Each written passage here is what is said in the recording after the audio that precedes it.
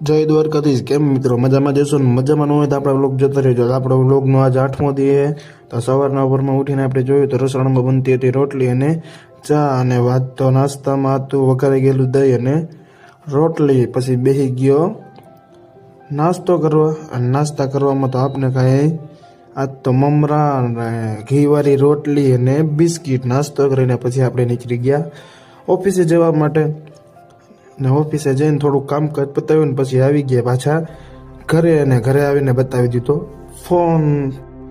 અને ફોન બતાવતા જોયું તો વધી ગયું તું વાળો, ને વાળોમાં થતી કઢી રોટલા અને ખીચડી. કઢી રોટલા અને ખીચડી તૈયાર થાય છે ત્યાં સુધીમાં મેં કરી નાખ્યું તારક મહેતા કા ઉલ્ટા ચશ્મા શરૂ. અને તારક મહેતા કા ઉલ્ટા ચશ્મા શરૂ કરીને પછી આપણે બેસી ગયા વાળું કરવા માટે. તો આ મિની વ્લોગ સારો લાગ્યો હોય તો લાઈક કરો, શેર કરો ને